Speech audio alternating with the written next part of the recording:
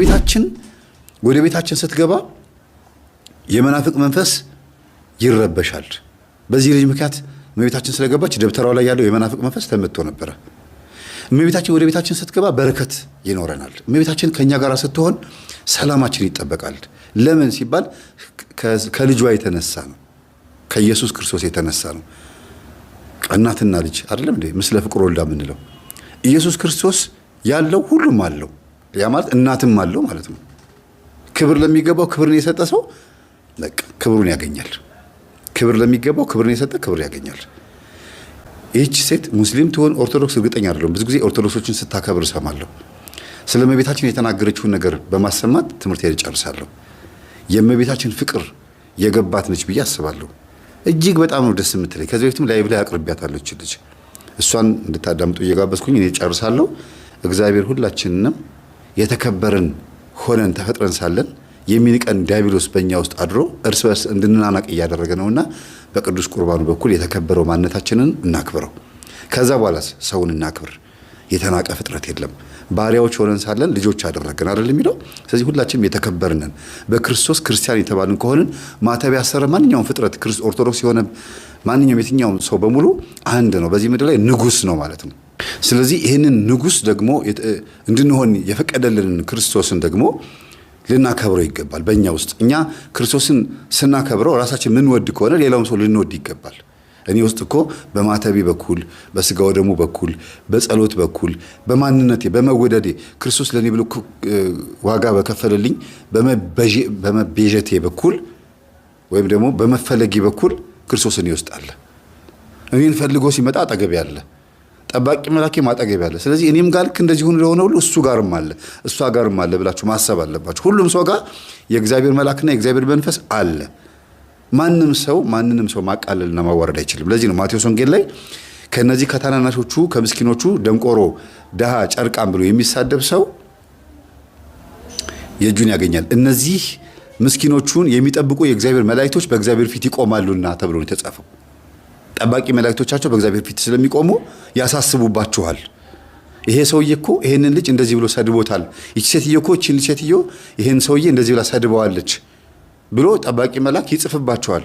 ከዛስ ስለዛ ሰው ስለ ምስኪኑ ሰው ሲል እግዚአብሔር ይፈርድና እናንተ ህይወት ውስጥ የሚመጣው ማንኛውም ነገር ትቀበሉታላችሁ ማለት ነው።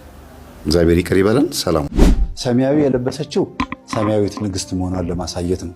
ከውስጥ ቀይ የለበሰችው ደግሞ መለኮት እሳትን መሸከሟንና መውለዷን ማሳያ ነው። ሁለት ጣቷን ማሳየቷ በስጋም በነፍስም ንጽሕት ቅድስት መሆኗን ማሳያ ነው።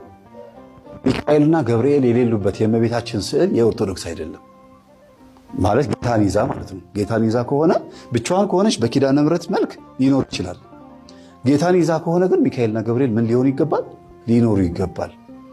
አክሊል ደግሞ ጌታ አያረግም። ይኸው የኦርቶዶክስ ላይ አክሊል አያረግም። ለሱ አክሊል አድራጊ እንጂ ማንም ሰው ለሱ አክሊል የሚያደርጉት ፍጡር ነው ለማለት ፈልገው ነው ካቶሊኮች ከውጭ ሰማያዊ ያለውን ቀይ ያደርጉትና ከውስጥ ያለውን ደግሞ ምን ያደርጉታል? ሰማያዊ ይገለብጡታል።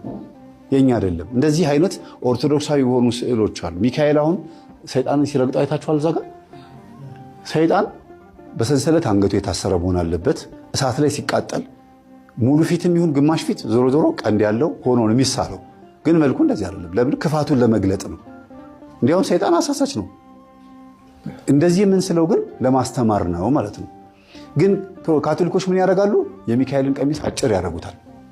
እዚህ ጋር አጭር ቀሚስ ያደርጉና የረገጠውን ሰውዬ ደግሞ ሰይጣን ሳይሆን የሚያደርጉት የሆነ ራሰ በረሃ አፍሪካዊ የሆነ ሰውዬ፣ ይሄ አፍሪካን ጥላቻ ያላቸው ሰዎች የሚስሉት ስዕል ነው። ገበያ ላይ ሆናል ብዙዎቻችን ሳናቅ እንሰቅለዋለን። እና እንዲህ የተሳሳቱ ስዕሎች ሲኖሩ ሙሉ ቀሚስ አስለብሼ ከዛ ደግሞ ሰይጣንን በትክክለኛው በኦርቶዶክስ አሳሳል ስዬ ለሰው እንደዚህ አስረክባለሁ ማለት ነው።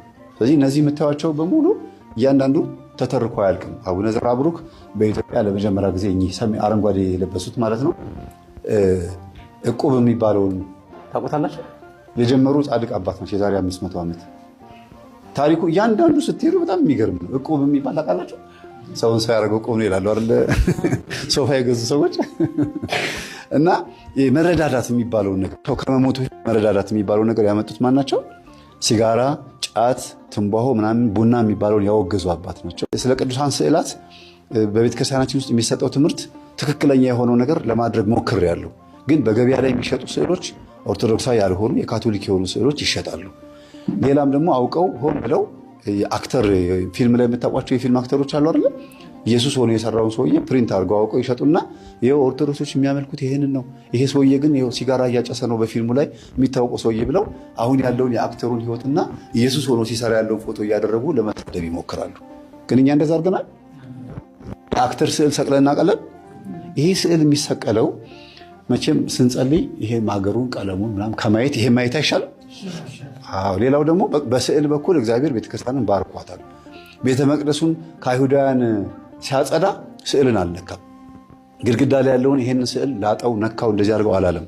እርግብ የሚለውጡትን ሻጮችን በሬውን ገለባበጠ፣ አስወገደ፣ የኦሪትን መስዋዕት አስወገደ አለና ይሄንን ግን ደግሞ የቤተ መቅደሱን ግን አፍርሶታል ግድግዳውን።